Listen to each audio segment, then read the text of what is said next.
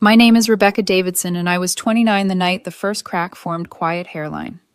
Thin, almost invisible. The kind of crack you only recognize later when the whole thing has already begun to split apart. It was a Tuesday, our unofficial no-fuss date night.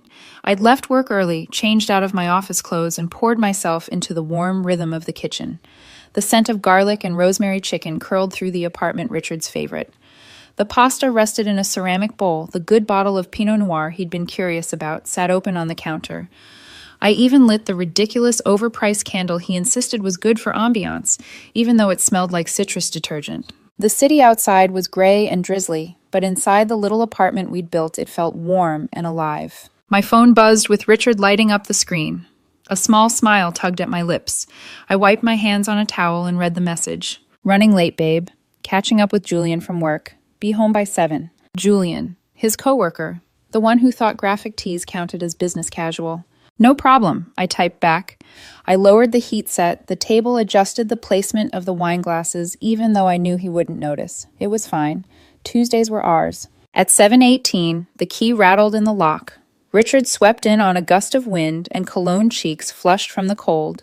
He dropped his messenger bag on the floor, like always. God, something smells incredible, he murmured, stepping behind me and wrapping his arms around my waist, chin, resting lightly on my shoulder. I leaned back into him. This touch, this rhythm was the version of us I loved most.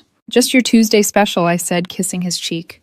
We moved to the table and the conversation slid into familiar, cozy ease. He told me about work, about a delayed project, about Julian's endless complaints. I responded, teased him, made him laugh. It was perfect in that forgettable, everyday way. Perfect enough that it almost disguised the approaching storm. Almost. Halfway through twirling spaghetti on his fork, Richard paused, a sly glint crossing his face. So he said slowly, "You'll never guess who reached out today." I took a sip of wine. Tell me. Chloe. The name hit me like a small, sharp drop in temperature. Not much, but noticeable. Chloe, his ex-girlfriend. The woman from the stories that ended with him shaking his head, calling her chaotic, unpredictable, emotionally exhausting. I set my glass down. Your ex, Chloe. He shrugged, keeping his tone light, but tension flickered in his shoulders. She's in town for some tech conference and wants to grab a few drinks tomorrow. You know, catch up. Old times. Old times. The words hung in the space between us like fog. I chose my next words with the precision of a surgeon. Drinks with your ex. Just the two of you. Richard's smile tightened. He put down his fork. Rebecca, don't do this. It's just a few drinks. Don't be jealous. There it was. Not the original script's insecure, but the knife-edge word men toss at women to make them feel small. Jealous, irrational, dramatic. A preemptive strike. I inhaled slowly, steadying my voice. I'm not being jealous, Richard. I'm telling you how it feels. And it doesn't feel respectful. He rolled his eyes, the gesture practiced dismissive. I can have friends. This isn't about friends, I said quietly. He stood taking his half-empty wine glass with him.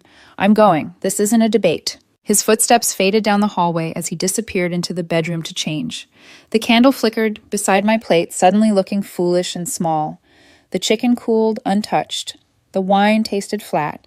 The silence he left behind pressed against the walls. When he finally walked out later that night, cologne sharp in the air, and irritation written across his face, he didn't kiss me goodbye. He didn't look back. The door clicked shut behind him. I sat alone at the table, staring at the dish I'd prepared. With care, he no longer seemed to notice. A cold tightness coiled in my stomach. Something had shifted, something precise, unspoken, and irreversible. I didn't know it yet, but that moment was the quiet beginning of the end. The apartment felt unfamiliar the next evening, as if someone had quietly rearranged the air. I tried to keep things normal. Routine was a comfort I understood. Heat leftovers, pick a movie, pretend I wasn't watching the clock every 5 minutes. But everything felt hollow. The pasta tasted like cardboard. The wine was sour on my tongue. Richard had left 2 hours earlier after a clipped exchange near the doorway. You're really not going to say anything, he asked, spritzing on the cologne he reserved for important occasions. I didn't look up from the book in my lap. What would you like me to say, Richard? I don't know. Have fun. Be safe. Something a normal girlfriend would say. I nodded lightly. Be safe. The wrong kind of safe. He knew. I knew he knew. Still he left with a huff, shutting the door just a little too firmly. Now alone, the silence felt like static. My phone lay on the coffee table, dark and heavy. I refused to hover over it, refused to be that version of myself. But every few minutes, my eyes flicked toward it. "Don't be jealous," his voice echoed in my mind, an accusation disguised as reassurance. I forced myself to focus on the action movie playing, explosions, car chases, overacted one-liners, but they all blurred into meaningless noise. My thoughts raced far louder. When my phone finally lit up, my whole body lurched. Not Richard. Ben. Ben, the mutual friend, who never exaggerated, never stirred drama, never texted without a reason. My chest tightened. "Hey, Rebecca, I'm at the Baxter. I see Richard with someone." A cold weight dropped into my stomach. The Baxter wasn't a casual spot. It was dim lighting, velvet seating, expensive cocktails, and intimate corners. A place where people went to be seen or not seen. I typed quickly, fingers trembling. "Someone, Chloe. It's just drinks." The three dots appeared, paused, reappeared. An eternity passed inside 10 seconds. "Ben does just drinks" usually mean her sitting on his lap. My heartbeat stuttered. The words didn't compute at first. They looked surreal on the screen, like a typo. Ben didn't joke about things like this. Before I could form a thought, the phone buzzed again. A photo. I tapped it. Time stopped. The image was grainy, taken from across the room, but unmistakably clear in all the ways that mattered. Chloe perched on Richard's lap, her dress the same one he once told me she hated because it felt too formal. His arm circled her waist, hand splayed across her hip. His other hand held a drink. His smirk aimed straight at the camera, smug and victorious, as if he were showing off a trophy. But her expression was what gutted me. Her head was thrown back in a full, unguarded laugh, one of those deep, unself-conscious ones. A laugh drenched in comfort and familiarity. The laugh Richard used to give me. The laugh that had vanished from us months ago. And she was giving it so easily, so freely. It wasn't just betrayal, it was revelation. A rewrite of history. Proof that joy hadn't died between us, it had simply relocated. My body went cold numbness, seeping through my limbs like frost water. The movie faded into a distant hum. My thoughts bled out into a stark, terrifying clarity. He had called me jealous, not because I was, but because he knew somewhere inside that he was about to cross a line any partner would fear. And labeling me jealous made him clean in his own story. I looked around at the apartment we'd built together, the couch we'd chosen, the books I'd alphabetized because he didn't care, the candle he mocked, but still enjoyed, the meal I'd made with quiet care. All of it looked like a stage set now, props for a play whose ending I had just witnessed. The trust wasn't just cracked, it was pulverized. I stood up feeling an eerie calm settle over me. No rage, no screaming, no desperate questions or accusations. Just a cold, decisive understanding. I walked to the hall closet, pulled out my suitcase and duffel, and began packing. Slow, deliberate, surgical. My laptop, my important files, the worn leather journal I'd kept since university, the photo of my father and me, at the lake, the only photo on my nightstand. A relic from a time before Richard, untouched by this version of heartbreak. I left behind the sweater Richard bought me last winter and the matching loungewear set he insisted we wear for a Christmas selfie. They felt like costumes now. I cleared my side of the bathroom sink. Toothbrush, moisturizer, perfume. I left the fancy skincare he convinced me to try, serums and toners that promised radiance but never delivered peace. Every item I put in my bag was a piece of myself reclaimed. When everything I needed was packed, I stood in the center of the apartment one last time. The place felt dead, hollowed out. A mausoleum of something that used to be alive. On the kitchen counter, I tore a sheet from the grocery list pad. I didn't write an essay or plead for understanding. That would have been an invitation for him to debate my pain. Instead, I wrote 2 words. You were right. Right that he should have been with someone who didn't question him. Right that I should have trusted my instincts sooner. Right that this, what we'd become, was no longer love. I placed the note beside my key. As I wheeled my suitcase toward the door, my phone vibrated Richard's name, flashing bright and frantic across the screen. I silenced it without hesitation. Then I walked out, closing the door with a soft final click. Outside, the air was cold, but I breathed for the first time in what felt like a year. Mark let me stay on his couch the first night without asking questions. Not the real ones, not the ones that would have forced me to translate the ache into words. He just handed me a blanket, nodded once, and said, "Get some rest, Rebecca." I lay awake in the dim light of his living room, staring at the ceiling. The numbness was lifting at the edges, replaced by a low, throbbing ache, not the violent kind, but the kind that seeps into your bones. It wasn't heartbreak for Richard. It wasn't even for the betrayal. It was grief for what I thought my life was becoming. I let the ache exist. I didn't try to suffocate it. I didn't reach for my phone. I didn't spiral. I just breathed. The next morning, before the sun fully rose, I slipped on my running shoes and went outside. The cold air burned my lungs, but with every step pounding the pavement, something heavy shook loose inside me. Sweat mixed with damp morning air. My heartbeat steadied. My mind cleared. Cleansing, that was the word. When I returned to Mark's place, exhausted and trembling, my phone screen glared with notifications, texts, and voicemails stacked like debris from a storm. I didn't open them yet, but the previews were enough. What the hell? Rebecca, are you seriously doing this? You're being childish. Call me. Okay, fine. It looked worse than it was. You know I love you. Come home. There it was, the predictable cycle. First anger, then justification, then faux remorse, then manipulation disguised as affection. The emotional script he'd always relied on. I didn't answer. Silence was my reply. And silence, I was learning, was a language of its own, a powerful one. In the days that followed, I built a new routine, found a tiny beige furnished rental with a month-to-month lease, a place that looked like it had been decorated by a committee of tired landlords, but it was mine. I bought a single plant, a snake plant supposedly impossible to kill. It seemed fitting. I went to work. I came home. I ran every morning until my legs felt clean of him. I called old friends I had unconsciously sidelined in the name of the relationship. I let familiar laughter fill spaces Richard had emptied. I picked up books again, the kind he always said were slow or too introspective. Mark checked in regularly. You holding up? Yeah, I'd answer. Better than expected. And I was, surprisingly. The messages from Richard kept arriving, each more frantic in tone. VM day 5. Are you ignoring me? I'm starting to get worried. Just tell me you're alive. This isn't funny. Concern layered with control. Text day 8. I went by your office. They said you were there, so you're just choosing to avoid me. Fine, be a child. Anger cloaked in false maturity. VM day 12. The lease is up in 2 months. What am I supposed to do? We need to talk like adults. Practical pressure masquerading as responsibility. I didn't listen to the full messages. The previews were enough for me to map his descent anger, to fear, to panic, to pleading. The control he'd always had, effortless, unthinking control, was slipping, and he could feel it. I stayed silent. It wasn't revenge. It wasn't punishment. It was protection. Engagement was a doorway back into his orbit, and I had stepped out of it for a reason. Weeks passed. My new apartment began to feel like a home instead of a holding place. I added a throw blanket to the couch, a few framed prints to the wall. The small rituals of building a life alone, quiet and steady, took root. Slowly, the phantom ache of Richard faded. The muscles of my mind that used to tighten whenever I thought of him relaxed. The silence that once felt suffocating became peaceful. One night, as I made tea in my little beige kitchen, I realized something startling. I hadn't thought about him all day. Not once. I exhaled long and unburdened.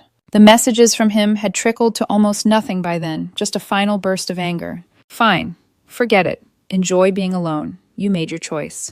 I'd almost allowed myself to take it as closure. But storms don't end just because the rain stops. Sometimes the sky just holds its breath. I was at the gym when it hit mid-set deadlift bar in my hands, sweat burning its way down my back. My phone buzzed against the floor beside me. Richard's name. I ignored it. By the time I finished showering, the phone was lit with 3 missed calls and a voicemail. My gut twisted. The earlier calls had been angry, erratic, familiar. This one felt different. Heavier, hollow. I stepped outside into the cool evening air, leaned against the wall, and pressed play. His voice cracked out through the speaker, raw, stripped of bravado. Rebecca, it's me. A trembling inhale. I don't even know where to start. Then the unraveling. He told me Chloe had used him, that she'd ghosted him, that she was already back with her ex-girlfriend in Seattle. He'd seen the pictures. He sobbed, real ugly sobbing that scraped through the speaker. I threw everything away, Rebecca. Everything we had for that. He didn't cry for me. He cried for his humiliation, for the failure of his gamble, for the loneliness clawing at him now that Chloe wasn't cushioning his ego. Then the whisper, please just call me back. I need you. I have no one else. The message ended. I stared at the phone, listening to the quiet hum of traffic, feeling absolutely nothing. Not pity, not vindication, not satisfaction. Just a clean, sharp emptiness. He wasn't apologizing for betraying me. He was apologizing for the consequences. I deleted the voicemail, opened my settings, and blocked his number. It felt surgical, precise, necessary. A few days later, a new number texted me a desperate wall of messages.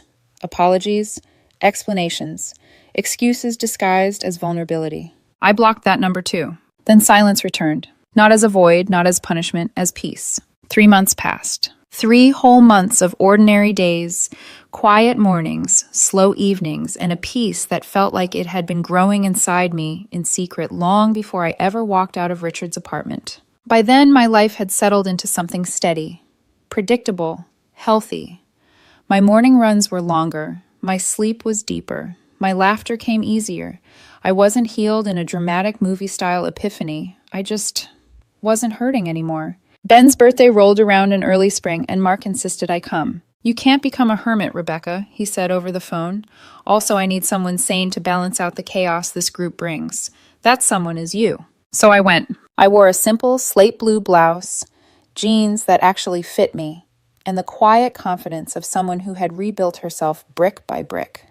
When I walked into the pub, a low-key place with warm lighting and mismatched wooden chairs, I felt lighter than I had in years. Mark's girlfriend cracked a joke about her cat's secret boyfriend, a raccoon, and I laughed, full unforced, the kind of laugh that feels like it rises from the heart instead of a bruise. Then I felt the air around me shift. It was subtle at first, a ripple in the loud room, a momentary dip in conversation from the people at our table. A familiar scent in the air, faint but unmistakable. I turned. And there he was, Richard, 5 feet away, looking like a ghost wearing his own skin. He had lost weight, not the flattering kind. His cheeks were slightly hollowed, his eyes ringed with dark circles. His hair looked unstyled in a way that suggested he simply hadn't bothered. He stared at me with a raw, unnerving intensity, as if he were seeing water after crawling through a desert. The whole table went silent. Mark gave me a small, apologetic look, one that said, "I swear to God I had no idea he'd be here." Richard took a shaky step forward. "Rebecca," he breathed. I offered a polite nod. "Richard." He swallowed. Hard. "Can we talk?" "Just for a minute outside." He gestured weakly toward the door, his hand trembling just enough to betray the desperation he struggled to hide. I didn't move. I didn't straighten. I didn't break. Instead, I leaned casually against the high-top table beside me. "I'm here for Ben's birthday," I said evenly. The room behind me was watching, but it didn't matter. "But if you need to say something," I added calmly, "you can say it here." A flush crept up his neck. It was the first sign that this wasn't going according to whatever script he had written for tonight. He tried again, voice thin and uncertain. "Rebecca, I know I messed up. I was an idiot. What I said to you, calling you jealous, I didn't mean it. I was scared." I didn't respond. My silence wasn't cold. It was simply neutral, unbending, honest. He fumbled for words. "I see you now. I see how you are without me. You look—" He blinked rapidly, searching for a word whole. "And I'm not." His voice cracked. "My life is a wreck. Everything is falling apart. And it's my fault. I know that. What we had was real. I ruined it." His eyes glistened, waiting for something. Anger. Forgiveness, anything to show I still felt something for him. He wanted me to be the emotional cushion he'd always relied on. He wanted me to save him from himself. He wanted to feel less broken by seeing that he could still shatter me. I didn't give him any of that. "It's okay," I said softly. A flicker of hope burst in his eyes so fast it was almost painful to watch. "It is," he whispered.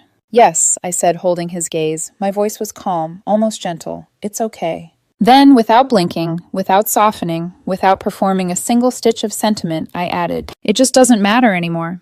The words landed with the quiet force of a hammer wrapped in velvet. His face crumpled, not dramatically, not theatrically, just a small, involuntary collapse. His shoulders sagged.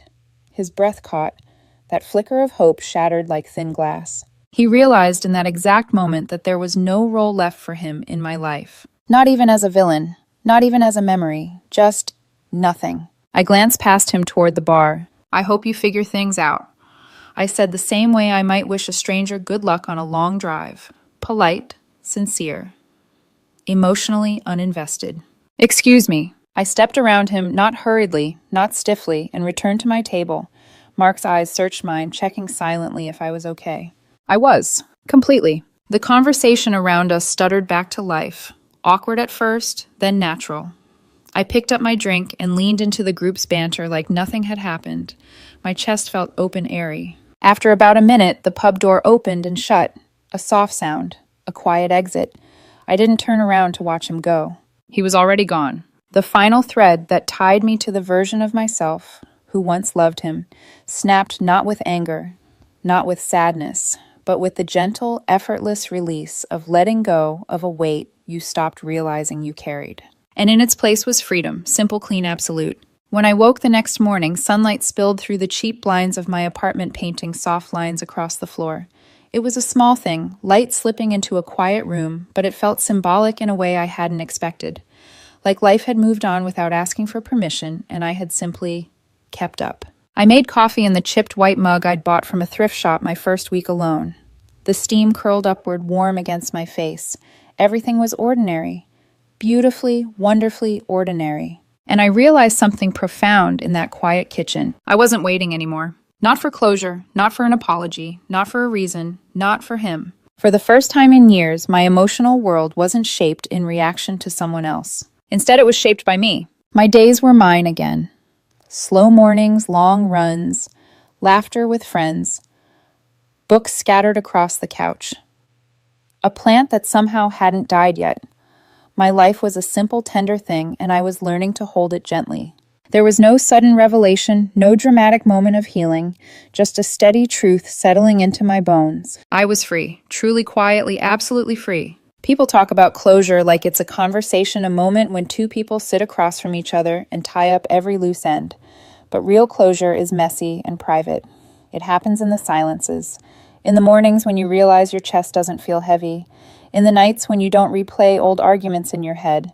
In the seconds after someone's name appears on your phone and you feel nothing. Nothing at all. It's peace disguised as emptiness. As I sipped my coffee, I thought about the woman I had been with Richard. The one who constantly second-guessed herself, who shrank her feelings to avoid being labeled jealous, who bent her boundaries so he wouldn't accuse her of being dramatic.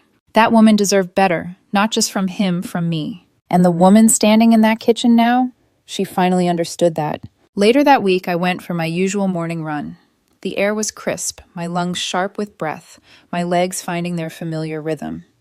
When I reached the lookout near the river, I stopped and let the wind hit my face. For the first time, I didn't think about Richard, or Chloe, or the photo that had detonated my life so violently. I thought about myself, who I was becoming, what I wanted next, the space in my life that felt open, not empty, the possibility humming there. Healing wasn't spectacular. It was steady, quiet, earned. As I stood there watching sunlight ripple across the water, I understood something I had never fully allowed myself to believe. Choosing myself wasn't the backup plan, it wasn't the consolation prize, it was the victory. Not spiteful, not triumphant in a petty way, just honest. The version of me who walked out of that apartment calm, silent, sure had been the bravest version yet. And the version of me standing here now was the reward for her courage. I finished my run with a lightness in my steps that felt almost foreign. Back home, I showered, made tea, opened my laptop, and settled into my day uninterrupted. No vibrating phone, no dread, no emotional calculations, just presence. Just myself. And when the day finally slowed, when the sun dipped low and my apartment glowed with soft evening light, I sat on my couch legs curled under me and let out a small laugh. Not because anything was funny, but because everything was right. I didn't need Richard's understanding. I didn't need his regret. I didn't need a redo or a revised ending. The story was complete. The chapter was closed. And the silence that followed wasn't empty. It was mine. Thank you for watching. If you've ever walked away from something that hurt you, even when it was hard, even when it felt impossible, I hope you know this: you didn't lose. You simply chose yourself, and that choice